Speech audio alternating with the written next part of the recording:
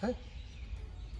इस समय हम मौजूद हैं जनपद हापुड़ के गांव छपकोली में, जहां पर बताया जाता है कि महाभारत कालीन मंदिर जो कि सोमेश्वर महादेव मंदिर के नाम से प्रसिद्ध है, जिसको शिवनगरी छपकोली के नाम से भी जाना जाता है। आज हम जानेंगे उस मंदिर के इतिहास के बारे में, बात करेंगे यहाँ के महंत पुरी जी से कि इस मंदिर का क्या महत्व है, क्या प्राचीन रहस्य है। क्योंकि इस मंदिर के बारे में बताया जाता है कि यह मंदिर महाभारत कालीन मंदिर है, जहाँ पर कभी पांडव आए थे और यह स्वयं शिवलिंग प्रकट हुई थी। और बताया यह भी जाता है कि मंदिर ने पिछले 3 महीने में कम से कम 4 बार अपना रूप बदला। इसी मंदिर के प्रांगण में एक कल्प वृक्ष भी है, जहाँ पर भगवान शंकर के साक्षात 5 आँख और 2 मुंह भी हमें मंदिर के महंत ने दिखाई दे। चलिए चलते हैं मंदिर के अंदर, बात करते हैं सोमेश्वर भगवान के रहस्य के बारे में। हम दिखाएंगे अपने चैनल पर भगवान सोमेश्वर भगवान की पूरी कथाएं, उनका महत्व। तो हम इस समय मौजूद हैं सोमेश्वर भगवान के मंदिर में, जहाँ पर प्राचीन सभ्यता सजोए हुए यह मंदिर है सोमेश्वर भगवान का। बताया जाता है कि प्राचीन शिवलिंग यहाँ पर प्रकट हुआ था। हम अंदर चलते कैमरा में देखेंगे कि अंदर आए, अंदर का दृश्य हमारे दर्शकों को दिखाएंगे।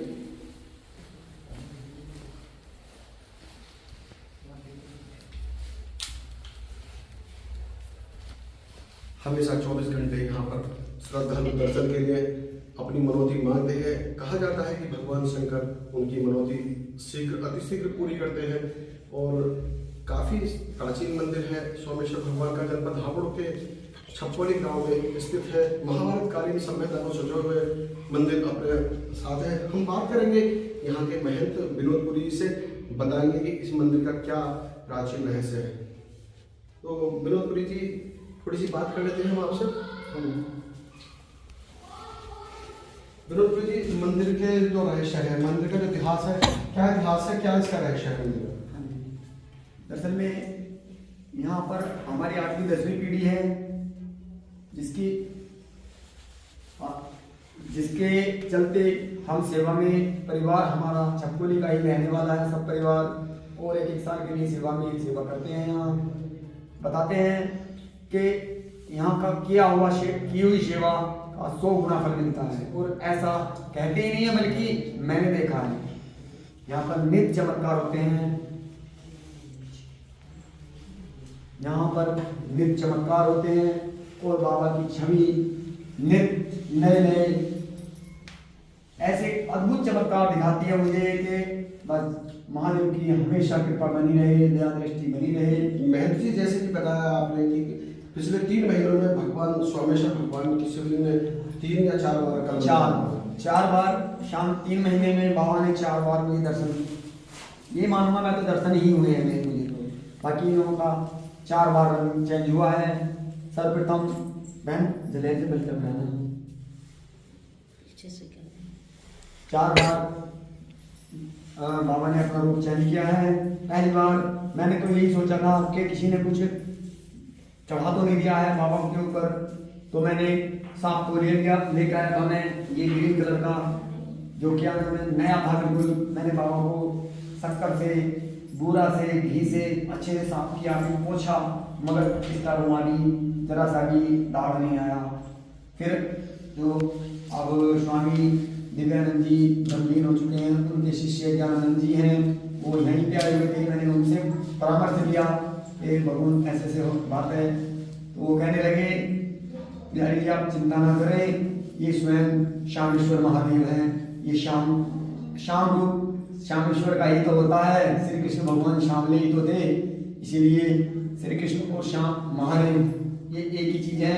आप तनिक भी चिंता ना करो, ये स्वयं अपने रूप में आ जाएंगे। तब मैंने उनको चरण स्पर्श किया और बाकी फिर मैंने इनके ऐसे ही छोड़ दिया। अच्छा महंत जी, मंदिर प्रांगण में कल्प वृक्ष भी है जिसके दर्शन आपने करा, कल्प वृक्ष के बारे में बताइए। हाँ जी, कल्प वृक्ष है, उसके 5 आंखें हैं, 2 मुख हैं। एक दिन दीपावली को मैं प्रांगण को साफ सुथरा कर रहा था, परीक्षण कर रहा था, तो मैंने उस वृक्ष को देखा। उसमें 5 आंखें हैं, 2 मुख हैं, जो मैंने आपको अभी दर्शाया, और आप उससे अवगत हों। और उस ऐसे वृक्ष को भी स्वामी दिव्यानंद जी ही लाए थे। बाकी वो आत्मा ब्रह्मलीन हो चुकी है, वो हमारे बीच नहीं है। ऐसी आत्माएं सदा उनको मैं नमन करता हूँ। अच्छा स्वामी जी, कल्प वृक्ष के जो यहाँ से बताया जाता है, कल्प वृक्ष को साक्षात इंद्र भगवान स्वर्गलोक से लेकर, क्या कहना चाहते हैं? हाँ जी, कहते हैं, शास्त्रों में वर्णन है इस चीज का कि श्री कृष्ण भगवान स्वयं स्वर्गलोक से इंद्र भगवान से रुक्मणी के लिए उसको लाए थे। रुक्मणी जी ने वो वृक्ष की मांग की थी, इसलिए भगवान को स्वयं जाकर वो लाना पड़ा। अच्छा, एक चीज और छोटी सी, मंदिर के प्रांगण में एक अद्भुत चीज और मैंने एक दिन बैठ के देखी। हमारे उत्तर साइड में 7 खजूरें हैं जो सप्तऋषि ही प्रतीत होते हैं। जैसे हमारे आकाश मंडल में आकाश गंगा में सप्तऋषि ध्रुव की तरह परिक्रमा करते हैं, उसी तरह से वो सप्तऋषि हैं। और एक खजूर और है, वो ध्रुव है। मैंने यही उनको सप्तऋषि और ध्रुव माना। और सभी भक्त जितने भर भी आते हैं, जिन्हें पता है, वो उस ध्रुव को जल चढ़ाते हैं। यहाँ जल चढ़ाने के बाद परिक्रमा करके वहाँ पर जल जरूर चढ़ाते हैं। अच्छा महंत जी, जैसा कि मंदिर का प्राचीन संजोए हुए अपने इतिहास, मंदिर के आगे एक नहर बहती है और पीछे काली नदी, क्या इतिहास है इसके बारे में? हाँ जी, देखो ये तो खैर हम छोटे छोटे थे, बाकी हमारे सामने की खुदाई हुई नहर है। बाकी मध्य गंगा नहर से शोभा और अच्छी लगती है। इससे पहले एक काली नदी जो अब काली हो चुकी है, इससे पहले इसमें भी स्वच्छ जल आता था, मगर जब से ये फैक्ट्रियाँ वगैरह लग गई हैं, इनके गंदे नाले इसमें डल गए हैं, तब से इसका पानी दूषित हो चुका है और रंग भी चेंज हो गया है, काला पानी हो गया है। बाकी इससे बाबा की शोभा बहुत अति शोभना बढ़ जाती है। अच्छा, यहाँ के मेले के इतिहास के बारे में बताएं, कितने मेले लगते हैं, कितने लोगों की आकर आमद होती है, कितनी भीड़ यहाँ पर अक्सर देखी जाती है? यहाँ पर हर प्रतिवर्ष हर साल लाखों की तादाद में भक्तजन आते हैं और मन्नत मांगते हैं बाबा से। और साल में 2 बार मेला लगता है, जो बहुत भव्य है, बहुत ही सुंदर, बहुत पावन मेला लगता है। और यहाँ पर प्रशासन की बहुत उचित व्यवस्था रहती है और क्षेत्रवासियों का भी बहुत बड़ा योगदान रहता है। तो विनोद पुरी जी ने हमें इस मंदिर के इतिहास के बारे में बताया कि किस तरीके से यह मंदिर अपना इतिहास संजोए हुए है।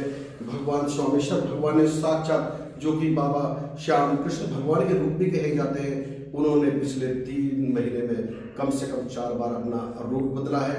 और मंदिर प्रांगण में ही कल्प वृक्ष है जिसकी 5 आंखें और 2 मुंह।